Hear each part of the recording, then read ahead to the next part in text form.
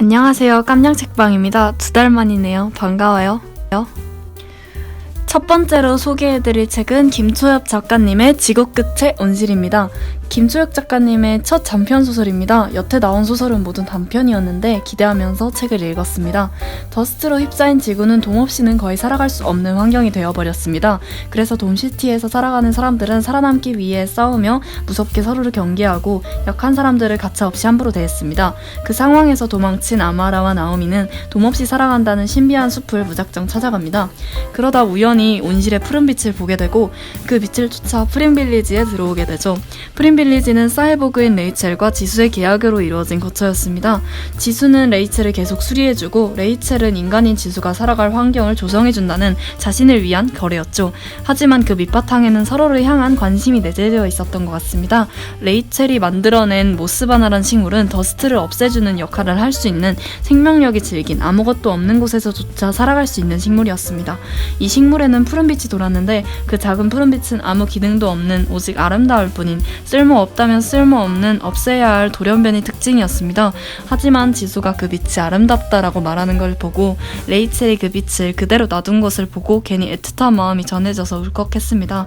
인간이 아닌 것이 인간의 마음이라 칭하는 마음들을 느끼는 것을 보여주는 건 괜히 우리의 마음보다 더 애틋하게 느껴지는 것 같아요. 마지막 작가의 말에 온실의 모순성을 좋아한다며 자연이자 인공인 온실, 구획되고 통제된 자연, 멀리 갈 수 없는 식물들이 머나먼 지구 반대편의 풍경을 재현하는 공간이라는 표현을 하는데 감탄밖에 안 나왔습니다. 한번 다들 읽어보셨으면 하는 책이어서 첫 번째로 소개해드렸습니다. 두 번째로 무라야마 사키 작가님의 마녀는 꿈을 지킨다입니다. 오후도 서점 이야기를 쓰신 작가님이 내신 신작입니다. 7월쯤 내셨는데 너무 늦게 소개해드리는 감이 있네요. 앞으로 좀 더 성실하게 살아야겠어요. 사실 엄청난 마녀들의 세계에 대한 판타지를 기대했는데 오후도 서점 이야기와 대체적으로 비슷한 분위기인 것 같아요. 잔잔하고 편안한 소설이었습니다. 물론 이것대로 좋아서 재밌게 읽었어요. 책의 주인공은 니콜라와 나나세. 니콜라는 쉬어가는 마녀 호텔을 운영하는 은퇴할 나이가 된 마녀입니다. 나나세는 여러 곳을 여행하다 이 호텔에 머무르게 됩니다. 이 책은 7개의 이야기로 구성되어 있습니다. 첫 번째 이야기에서는 서점 직원인 가나에가 등장하는데요. 나나세와 고등학교를 같이 다녔던 유일하게 말을 걸어준 친구였죠. 가나에가 우울한 기분으로 밤바다에 있다가 나나세를 만나게 되고 나나세는 가나에를 위로해주며 가나에가 사랑했던 것을 일깨워줍니다. 그렇게 가나에는 다시 일어나게 되죠. 다음 이야기들도 희망을 주고 사랑을 주는 이야기들인 것 같아요. 하루하루를 소중히 살아가는 사람들에게 손 내밀어주는 이야기였다라고 생각합니다. 하지만 정처 없이 떠도는 마녀들이 누군가를 구하고 위하지만 사람들이 정확히 기억하지 않는다는 게 마녀라는 걸 알고 나면 곤란한 상황이 온다는 게 안타깝기도 하고 그랬습니다. 다들 한 번쯤 읽어보시면 좋을 것 같아요. 세 번째로 아오야기 아이토 작가님의 옛날 옛적 어느 마을에 수채가 있었습니다입니다. 일본 전래동화를 기반으로 만든 소설입니다. 우리나라로 치자면 콩쥐팥집 마을에서 살인이 일어난 느낌 정도 될 것 같아요. 잔혹동화 느낌은 아니고 말 그대로 살인사건 추리물입니다.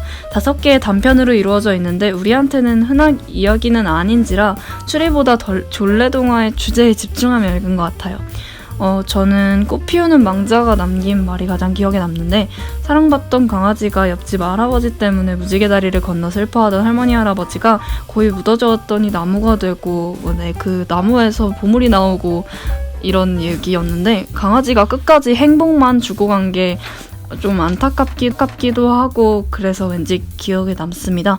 이 이야기는 살해당한 할아버지보다 강아지가 더 눈에 들어왔어요. 생각보다 이야기가 심심해서 아쉬웠고 2번씩 읽지는 않을 것 같지만 한 번쯤 읽어보기엔 좋은 책이었습니다. 킬링타임용이었어요. 네 번째로 엘렌신 작가님의 고양이 낸시입니다. 처음으로 소개해드리는 만화책이네요. 우연히 서점에서 책을 구경하다가 발견한 책인데 귀여운 색감의 표지와 고양이에 반해 계획에 없던 책을 사버렸네요. 하지만 아주 만족스러웠습니다. 쥐들의 마을에 덩그러니 놓여진 아기 고양이 낸시를 지미와 아빠가 발견하게 되어 그 마을에서 살아가게 됩니다. 지미의 마을 사람들은 낸시가 고양이임을 알고 처음에는 무서워하지만 낸시의 사랑스러움과 지미의 낸시를 향한 애정에 낸시를 사랑하게 됩니다. 낸시의 친구들도 낸시의 복슬거리는 꼬리를 그리고 커다란 키도 사랑하죠. 하지만 여행 끝에 돌아온 헥터 삼촌이 낸시를 발견하고는 쫓아내야 한다며 어른들에게 경고합니다. 결국 그 얘기를 들은 친구들은 좋아하던 삼촌을 경계하며 낸시의 예쁜 점들을 몽땅 보여주려 하죠. 그리고 마을 어른들도 삼촌의 얘기를 귀담아 듣지 않습니다. 낸시는 쥐가 아니어도 천적인 고양이여도 낸시로 사랑스러웠고 결국 삼촌도 낸시를 사랑하게 될 것을 알았기 때문이었습니다. 그 과정들이 말도 못하게 사랑스러워서 다 읽고 나니 기분이 벅차더라고요.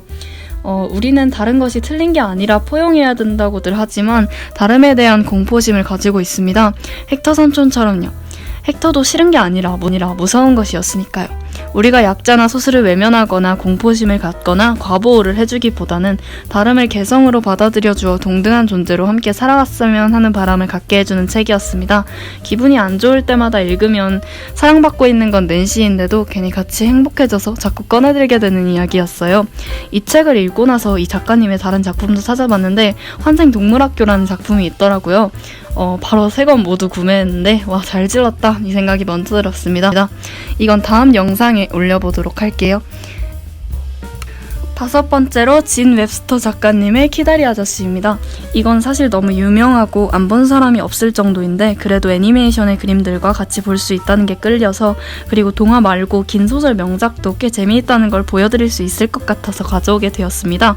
줄거리는 너무 유명해서 아주 짧게만 고아원의 주디는 키다리 아저씨의 도움을 받고 대신 매달 편지를 보냅니다. 그 과정에서 주디는 여러 시행착오를 겪으며 성적도 올리고 작가의 꿈도 이루는 길로 가게 되죠. 주디가 많은 상처들을 딛고 아픈 기억들을 긍정적으로 돌아볼 수 있을 만큼 성장하는 모습들을 책 한 권으로 느낄 수 있었어요. 이 책은 주디의 성장 소설임과 동시에 로맨스 소설이죠. 책을 한 번 읽고 또 읽으면 키다리 아저씨의 관점으로 보게 되는데 주디가 귀엽게 보여서 왜 사랑하게 됐는지 알 것 같았습니다. 편지 형식으로 된 책은 많이 읽어본 것 같진 않은데 편지를 훔쳐보는 기분이라 재밌네요.